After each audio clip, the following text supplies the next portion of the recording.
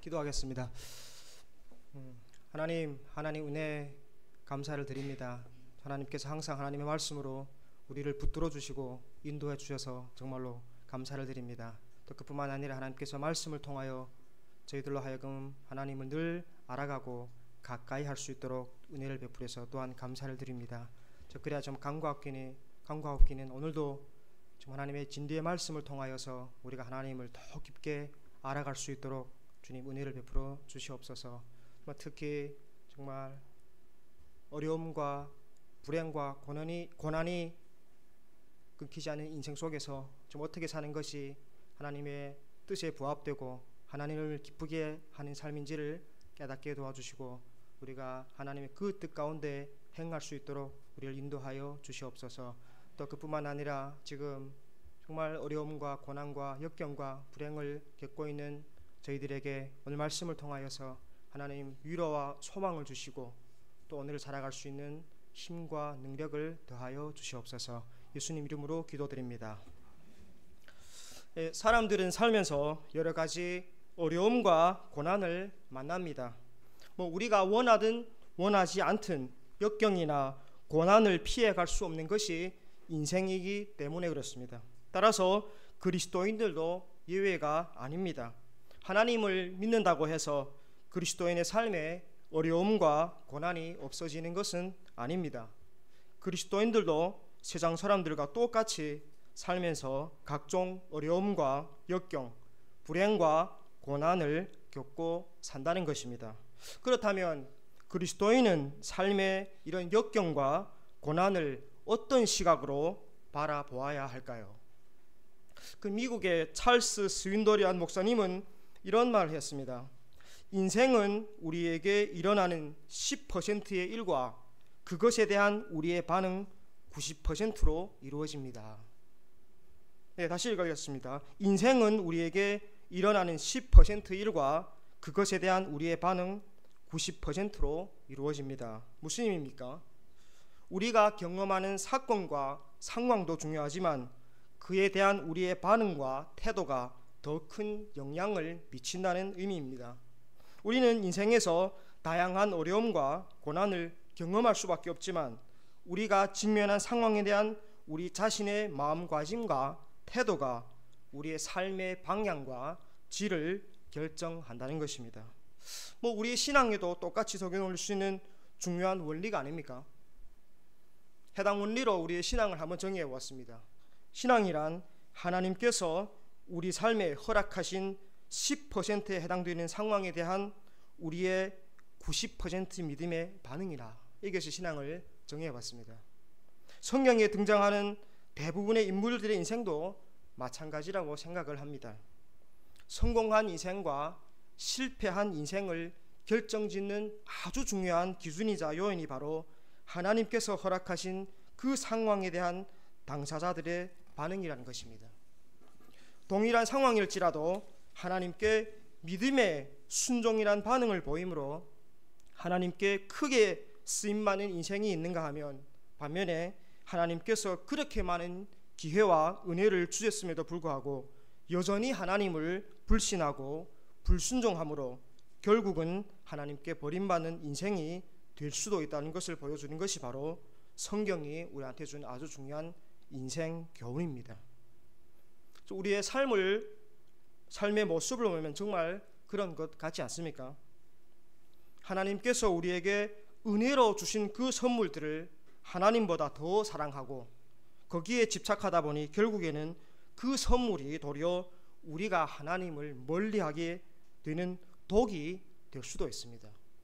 반면에 누가 보아도 안타깝고 우려가 되는 그 어려움과 불행이 누군가에게는 그것으로 인해 하나님을 더욱 의지하고 가까이 함으로 신앙을 성숙으로 이끄는 덕이 되는 경우도 있다는 것입니다. 뭡니까? 우리의 반응이 선물을 독으로 만들 수도 있고 고난을 덕으로 만들 수도 있다는 사실입니다. 그래서 팀 켈러 목사님은 자신의 책인 팀 켈러 고통에 답하다라는 책에서 이런 통찰을 보여줍니다. 들어보십시오. 고난으로 신앙을 떠나거나 고난으로 하나님을 만나거나. 고난으로 신앙을 떠나거나 고난으로 하나님을 만나거나 동일한 고난일지라도 우리가 어떻게 반응하냐에 따라서 완전히 다른 신앙의 모습들이 드러난다는 것입니다. 요즘 저와 여러분은 고난을 만날 때 어떤 반응을 보이고 있습니까? 어려움과 고난으로 하나님을 멀리합니까? 아니면 고난으로 하나님을 만나고 있습니까? 이런 면에서 야고보서는 우리에게 고난과 시험을 만날 때 어떤 반응을 보여줘야 하는지에 대해서는 아주 실질적이고 구체적인 교훈을 가져다 줍니다. 야고보서가 가장 먼저 다루는 주제가 바로 다름 아닌 시험입니다. 우리 지난주에 보셨지 않습니까? 1장 2절입니다. 보십시오. 들어보십시오. 내 형제들아 너희가 여러 가지 시험을 당하거든. 그 1장 1절에서 인사 안부를 전하고 바로 2장 2절에서 뭐랍니까? 너희가 여러 가지 시험을 당하거든. 그리고 오늘 본문인 1장 11절도 보시면 뭐랍니까? 시험을 참는 자는 복이 있나니. 지금 야고보서의 서론이라고 할 수 있는 1장에서 저자는 시험이라는 주제를 이미 2번이나 이렇게 언급을 하고 있습니다. 그런데 여기서 더 중요한 것은 시험에 대한 우리 반응에 대한 교훈입니다. 성경은 우선 1장 2절에서 뭐랍니까? 시험을 당하면 인내하라고 말합니다. 1장 3, 4절 보십시오. 이는 너희 믿음이 시련이 인내를 만들어내는 줄 너희가 알미라. 인내를 온전히 이루라. 이는 너희로 온전하고 구비하여 조금도 부족함이 없게 하려 함이라. 뭐랍니까? 시험을 만나면 어떤 반응을 보이라? 인내하라. 그리고 오늘 본문에서 역시 뭐랍니까? 시험을 참는 자가 복이 있다라고 말합니다. 사실 둘은 같은 의미인데요. 종합해보면 뭡니까? 성경은 우리가 시험을 만나면 참고 인내하며 극복하라라고 지금 말씀하고 있다는 것입니다. 하나님을 믿는데도 이런 시험을 당하는 것에 대해서 당황하거나 불행하게 느끼거나 실망과 절망에 빠지는 것이 아니라 오히려 시험을 만나면 뭐랍니까? 기뻐하고 인내하며 참으며 극복하는 것이 시험을 대하는 그리스도인의 바른 믿음의 반응이라고 성경은 우리한테 지금 말해주고 있습니다. 그렇다면 우리가 삶 속에서 만나는 이런 각종 시험을 인내하며 극복하려면 무엇을 어떻게 해야 될까요? 오늘은 이런 시각으로 본문을 통해서 우리가 시험을 극복할 수 있는 방법에 대해서 좀 살펴보도록 하겠습니다. 첫째로 우리가 시험을 극복하려면 하나님께서 약속하신 생명의 면류관을 바라보아야 됩니다. 하나님께서 약속하신 생명의 면류관을 바라보아야 됩니다. 야고보서는 12절을 뭐라고 시작합니까?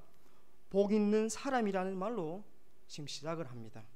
야고보서는 복 있는 사람이 어떤 사람인지를 총 2가지로 이렇게 설명합니다. 제가 야고보서 보니까 크게 두 가지로 나옵니다. 하나는 말씀을 행하는 자, 즉 율법을 실천하는 자가 복이 있다고 말해요. 야고보서 그게 1장 25절입니다. 들어보십시오. 자유롭게 하는 온전한 율법을 들여다보고 있는 자는 듣고 잊어버린 자가 아니요 실천하는 자니 이 사람은 그 행하는 일에 복을 받으리라. 뭡니까? 율법을 행하는 자가 복이 있다고 지금 말하고 있습니다. 이게 첫 번째고요. 두 번째는 다른 하나는 바로 인내하는 사람입니다. 1장 12절에서 뭐랍니까? 시험을 참는 자는 복이 있나니. 그리고 야고보서 5장 12절에서도 보라 인내하는 자를 우리가 복되다 하나니. 이처럼 야고보서에서는 복에 관해서 총 3번을 말하는데 그 중에 2번이 인내와 관련됩니다. 12절은 시험을 참는 사람이 복이 있다고 말씀합니다. 복 있는 사람은 믿음의 시련을 견디는 사람입니다. 세상 사람들은 시련이 있어 참고 견뎌야 하는 것을 고통이라고 말하지 복이라고 말하지 않습니다. 세상은 시련이 없이 모든 일이 잘 되는 것을 복이라고 말합니다. 세상은 만사 형통이 복이라고 말합니다. 그러나 성경은 그렇게 말씀하지 않습니다. 복 있는 사람은 시험이 없는 사람이 아니라 뭐라고요? 시험을 참고 견디고 인내하는 사람이라고 말합니다. 그럼 우리가 무엇 때문에 성경은 시험을 참는 사람이 복 있는 사람이라고 말할까요? 오늘 본문을 보게 되면 아주 중요한 세 가지 이유를 말하고 있습니다. 첫 번째로 시험을 참는 사람이 복이 있는 사람이라고 말하는 것은 시험을 참는 자가 생명의 면류관을 받을 것이기 때문입니다. 1장 12절 후반부를 이렇게 말합니다. 이는 시련을 견디어낸 자가 주께서 자기를 사랑하는 자들에게 약속하신 생명의 면류관을 얻을 것이기 때문이라. 우리의 복은 시련이 없는 것이 아니라 시련을 견디어 마침내 생명의 면류관을 받는 것입니다. 이 면류관은요, 왕관이 아니라 운동선수가 인내하며 열심히 훈련한 결과로 경기에서 그 우승했을 때 받는 승리의 면류관입니다. 성경에서는 이에 대해서 여러 가지 예들을 나오는데 그 중에 하나 고린도전서 9장 25절은 이기기를 다투는 자마다 모든 일에 절제하나니 그들은 썩을 승리자의 관을 얻고자 하되 우리는 썩지 아니할 것을 얻고자 하노라. 경기에서 이기기를 힘쓰는 사람은 절제하는 사람입니다. 이것은 본성을 거스리고 참고 인내하는 것입니다. 그런 의미에서 시련이 없는 면류관은 없습니다. 시련이 없으면 면류관도 없습니다. 그러므로 시련 없는 것이 우리에게 복이 아니라 시련 자체가 복입니다. 그리고 시험을 참는 자가 복이 되는 두 번째 이유는 이 생명의 면류관이 하나님의 약속의 결과이기 때문에 그렇습니다. 보십시오. 시험을 참는 자에게 하나님께서 생명의 면류관을 주신다고 말씀하십니다. 하지만 이 면류관을요, 단순히 우리가 인내한 결과물로 생각하면 큰 잘못입니다. 이 생명의 면류관은 누가? 주께서 약속으로 주신 것입니다. 우리의 인내 이전에 하나님의 약속이 먼저 있습니다. 생명의 면류관은 노력의 결실도 아니고 우리의 승리의 전리품도 더더욱 아닙니다. 아무리 수고하고 인내해도 주님이 상을 약속하지 않으셨다면 우리는 받을 것이 아무것도 없습니다. 그러므로 우리가 시험을 참은 후에 받는 이 생명의 면류관은 결국은 뭡니까? 하나님의 은혜라는 사실이에요. 시련이 없으면 생명의 면류관도 없습니다. 그러나 더 근본적으로는 은혜가 없으면 생명의 면류관도 없습니다. 하나님은 은혜로 우리의 인내에 생명의 면류관을 주십니다. 그리고 하나님이 이 모든 것을 약속하셨기 때문입니다. 우리의 인내에 대한 하나님의 보상은 하나님의 은혜로운 약속에 근거합니다. 그러므로 우리는 하나님의 이 약속을 믿고 당하는 모든 시험들을 기쁨으로 끝까지 참아내야 할 줄로 믿습니다. 이것이 두 번째 이유고요. 그리고 시험을 참는 자가 복 있는 제일 마지막 이유는 시험을 참는 것이 하나님을 사랑하는 것이기 때문입니다. 시험을 참는 자가 하나님의 약속하신 생명의 면류관을 받는다고 말하고요. 그런데 이 생명의 면류관은 뭐라고 말합니까? 하나님이 자기를 사랑하는 자들에게 주시기로 약속하셨다는 겁니다. 그렇다면 뭡니까? 시험을 참는 자가 곧 뭡니까? 하나님을 사랑하는 자예요.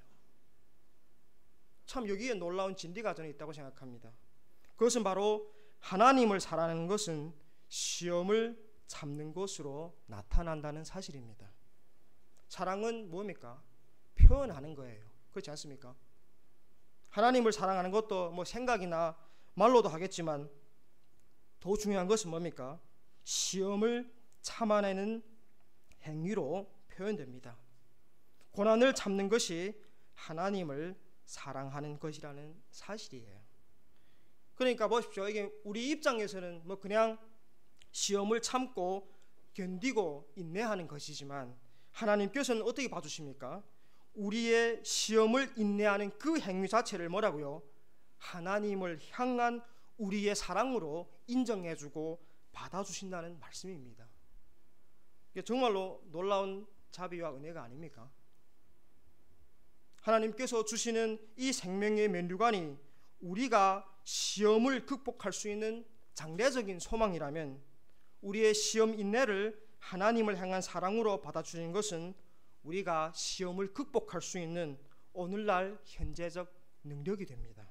왜 그렇습니까? 왜 그것이 능력이 됩니까? 살아계신 하나님이 우리 삶에 개입하시기 때문에 그렇습니다. 하나님을 사랑한다는 것은 하나님과의 인격적인 교제를 의미합니다.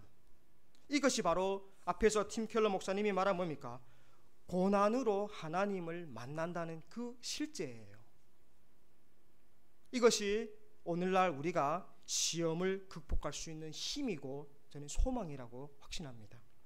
그러므로 우리는 정말 시험을 당할 때 하나님께서 그 사랑하는 자들에게 약속하신 생명의 면류관을 바라보고 소망을 해야 됩니다. 사도 바울도 이 비결을 너무 잘 알고 있었습니다. 그래서 로마서 18장에서는 이렇게 고백합니다. 생각하건대 현재의 고난은 장차 우리에게 나타날 영광과 비교할 수 없도다. 뭘 바라봤습니까? 장차 받을 뭡니까? 영광에 비하면 우리가 현재 받고 있는 고난은 뭡니다? 쉽게 말해 아무것도 아니다. 잽도 안 된다. 그런 얘기 아닌가요? 왜? 고난이 무게가 없어서 그게 아니에요. 앞으로 받을 그 생명의 면류관과 그 영광이 너무나 크고 위대하고 놀랍기 때문에 그것에 우리 오늘 고난을 비하면 아무것도 아니라는 얘기예요. 오늘날 우리 시험을 이기는 힘이 뭐라고요? 장차 받을 그 생명의 면류관과 영광, 그리고 우리가 인내하는 것을 하나님께서는 우리가 하나님을 향한 사랑으로 인정해 주시는 하나님의 그 인정, 그것이 오늘날 우리가 시험을 극복할 수 있는 힘입니다. 이것이 정말 놀라운 진리고 참 은혜지만 이것을 우리 가정이나 교회 공동체에 적용하는 데는 저는 지혜가 정말로 필요하다는 생각이 이렇게 갑자기 들었습니다. 왜냐하면 우리가 당하는 시험 중에는 참으로 우리가 이해하기 어렵고 말로 할 수 설명이 안 되는 그런 어려움과 고난들이 너무나 많습니다. 그렇지 않습니까? 이럴 때 우리에게 필요한 건 뭡니까?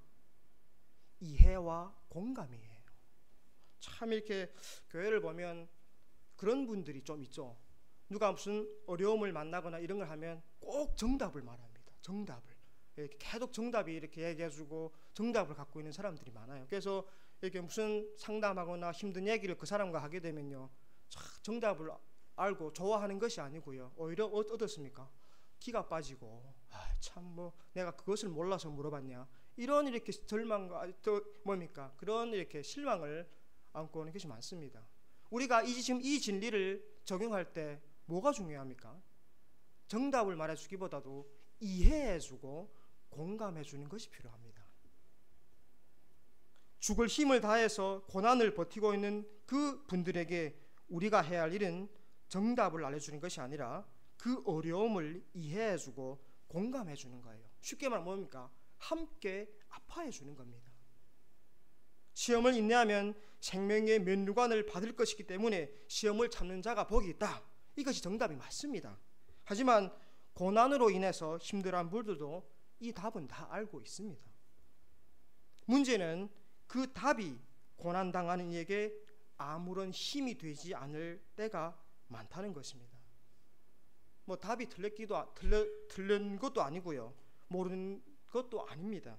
답을 잘 알고 있지만 당하고 있는 시험이 너무 무거워서 답이 힘이 되지 못할 때가 있습니다. 그렇지 않습니까? 장차 받을 그 생명의 면류관을 받을 것은 알지만 현실은 너무나 무겁고 어렵습니다. 답은 알지만 너무 힘드니까 뭡니까? 내가 견디긴 너무 고통스러우니까 정답 말하지 말고 그냥 좀 내 편이 되어주고 나를 좀 이해해주고 인정해주고 알아주고 공감해 달라는 거예요. 이것이 우리의 솔직한 모습이 아닙니까? 왜냐하면 우리 인간은요, 기계가 아닙니다. 답을 일맥시킨다 해서 곧바로 그 답대로 모든 것이 움직여지는 기계가 아닙니다. 그래서 시련이 힘들고 아픈 거예요. 그러니까 좀 시험 중에 성도들에게, 신자들에게, 지체들에게 자꾸 정답을 들이밀려고 하지 말고 분석하려고 하지 말고 그냥 이해해 주시고 공감해 주시기를 바랍니다. 이렇게 공감해 주고 이해해 주면, 그리고 기도를 이렇게 기도해 주다 보면 그토록 힘들어하던 분들이요 어느새 답을 붙들고 시련을 이겨내는 모습을 우리는 발견하게 될 것입니다. 왜 그렇습니까? 우리가 잘나서 그런 것이 아니라 하나님의 은혜가 거기에 임했기 때문입니다. 하나님의 긍휼이 그를 포기하지 않고 붙들고 있기 때문입니다. 이것이 우리가 시험을 극복하는 첫 번째 방법입니다. 뭡니까? 하나님께서 약속하신 생명의 면류관을 소망하고 바라보는 것. 그런가 하면 두 번째로 우리가 시험을 극복하려면 시험에 빠지지 말고 진리의 말씀으로 이겨내야 합니다. 시험에 빠지지 말고 진리의 말씀으로 이겨내야 됩니다. 오늘 13절에서 야고보는 이렇게 말합니다. 사람이 시험을 받을 때 또다시 시험에 대한 교훈을 줍니다. 그러나 우리가 주의해야 될 것은 이 시험은 12절의 시험과는 전혀 다른 시험이에요. 12절의 시험은 믿음의 시련을 의미합니다. 이 시험을 참는 자는 하나님이 약속하신 생명의 면류관을 받습니다. 하지만 13절에서 15절의 그 시험은 뭡니까? 꾀어서 죄를 짓도록 하는 유혹을 의미합니다. 12절의 시험은 우리에게 복을 가져다 주지만 13절에서 15절의 시험은 죄를 짓고 사망에 이르게 한다는 것입니다. 그러므로 이들은 전혀 다른 시험입니다. 우리말로 동일한 단어를 사용하고 있지만 전혀 다른 의미입니다.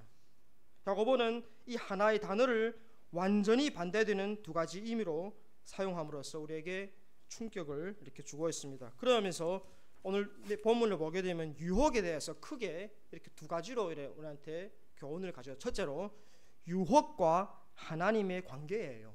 유혹과 하나님의 관계. 13절은 이렇게 말합니다. 사람이 시험을 받을 때 내가 하나님께 시험을 받는다 하지 말지니 하나님은 악에게 시험을 받지도 아니하시고 친히 아무도 시험하지 아니하시느니라.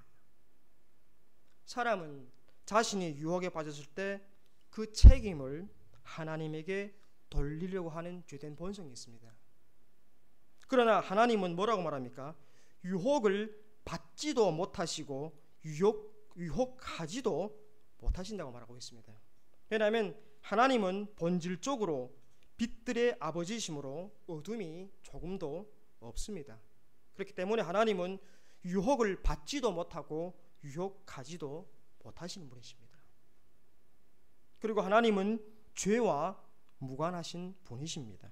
사람은 단지 악한 것들에 의해 유혹을 받습니다. 따라서 그 누구도 내가 하나님으로부터 유혹을 받는다라고 말하면 안 되는 것입니다. 어떤 사람도 자신이 유혹에 빠진 것을 하나님의 탓으로 돌리거나 하나님께 책임을 전가할 수는 없습니다. 하나님은 어떤 유혹과도 관련이 없으며 그 누구의 유혹과도 무관하시기 때문이십니다. 이게 성경이 말하는 유혹과 하나님의 관계예요. 그런가 하면 두 번째는 야고보는 유혹과 각 사람의 관계에 대해서도 지금 말씀을 해주고 있습니다. 14절입니다. 들어보십시오. 오직 각 사람이 시험을 받는 것은 자기 욕심에 끌려 미혹됨이니 라고 말씀하십니다.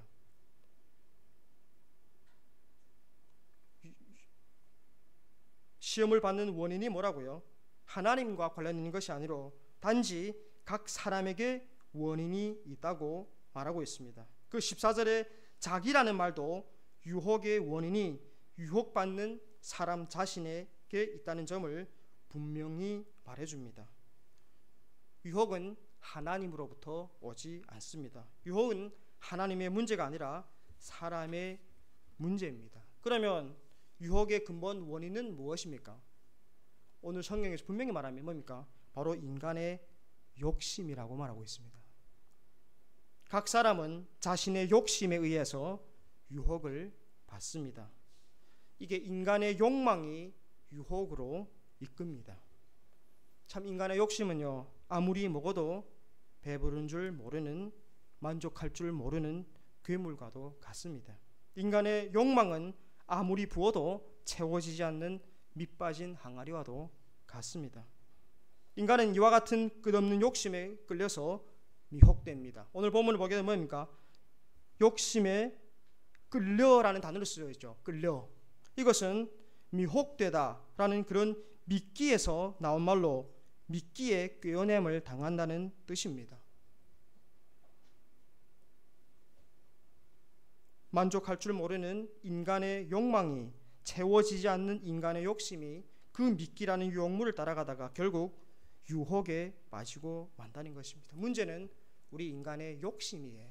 참 원래는 욕심을 이렇게 또 다루려고 이렇게 좀 찾는데 너무 이렇게 내용이 너무 좀 어렵고 많아서 이렇게 설명을 이렇게 제가 준비를 하지 못했습니다. 그래서 앞으로 기회 되면 한번 인간의 그 욕심에 대해서 한번 좀 이렇게 설명을 이렇게 준비해서 드리도록 하겠습니다. 그래서 여기서 보면 문제는 인간의 욕심입니다. 욕심을 버리면 미끼를 따라가지 않게 되고 유혹에 넘어가지 않게 됩니다. 그러나 오늘 본문도 보게 되면 인간의 유혹은 거기서 멈추지 않습니다. 15절 보십시오.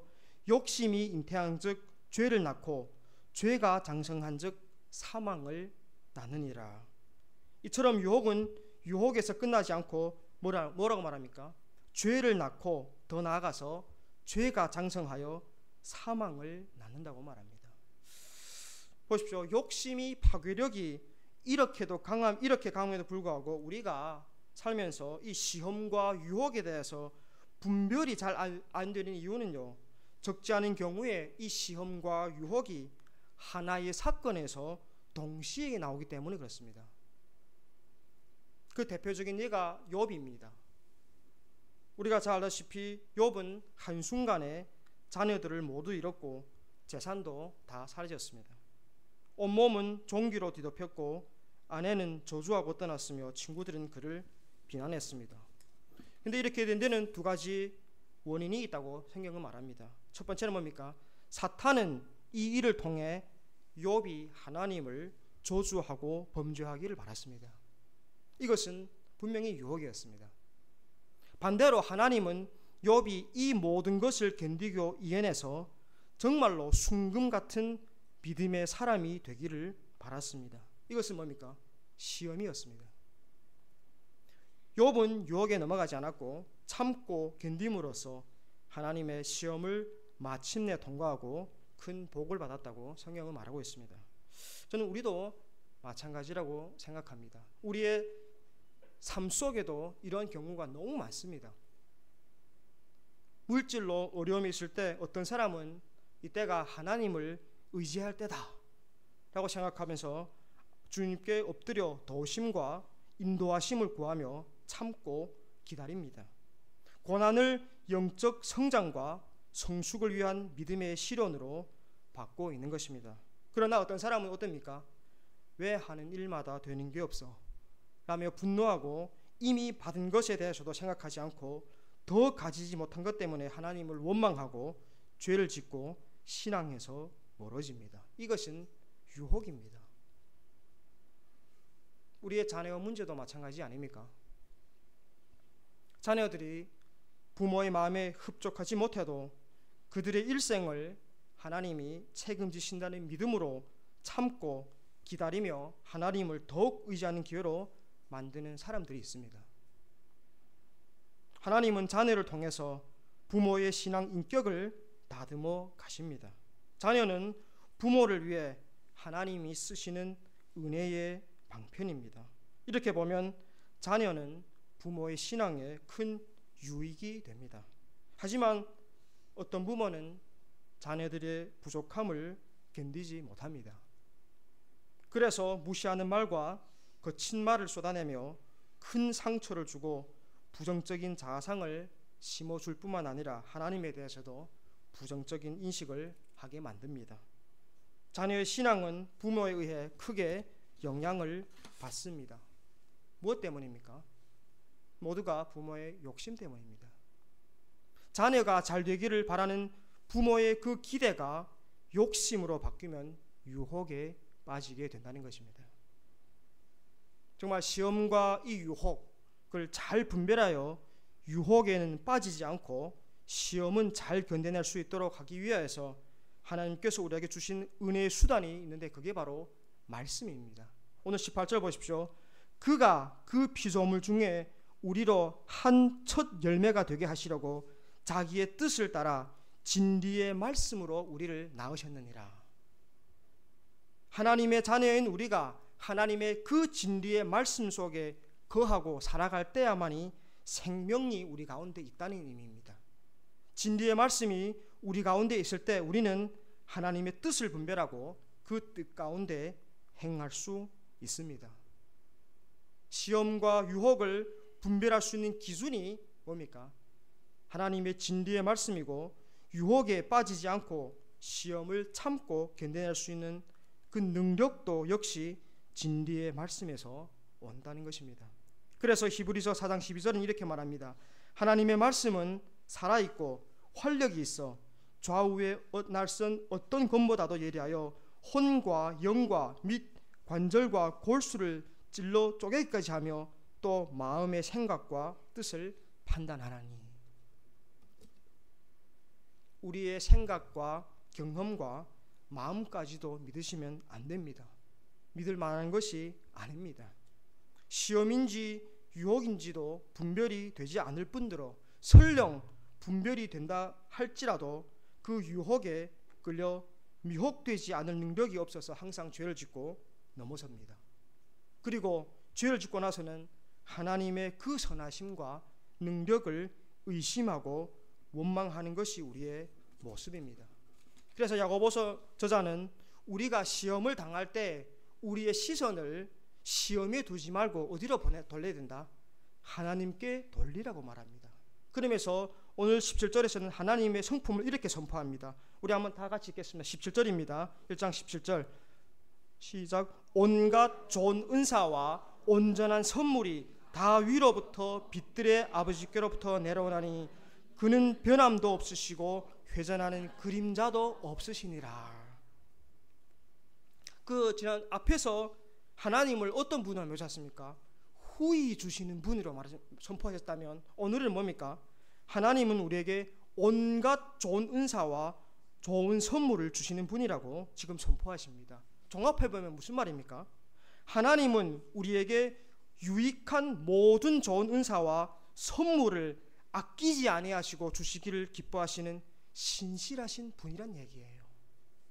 우리가 시험을 당할 때 그 시험과 나 자신을 바라보는 게 아니고 머리를 들어서 누굴 바라보라고요? 하나님을 바라보라잖아요. 그 하나님이 어떤 분입니까? 모든 좋은 은사와 선물을 아끼지 아니하시고 우리한테 주시기를 기뻐하시는 신실하신 분이다. 그리고 더 나가서 뭐라고 붙입니까? 그 하나님의 신실하심은 뭐라고요? 영원히 변함이 없으시다. 이것이 우리가 시험 받을 때에 바라보아야 하고 바라볼 수 있는 우리 하나님이십니다. 사랑하는 성도 여러분, 살면서 만나는 각종 시험을 잘 참고 견뎌내시기 바랍니다. 하나님께서 자기를 사랑하는 자에게 약속하신 그 생명의 면류관을 소망하고 진리의 말씀으로 시험과 유혹을 잘 분별하여서 유혹에는 빠지지 않고 시련은 이겨낼 수 있는 저와 여러분들이 되시기를 바랍니다.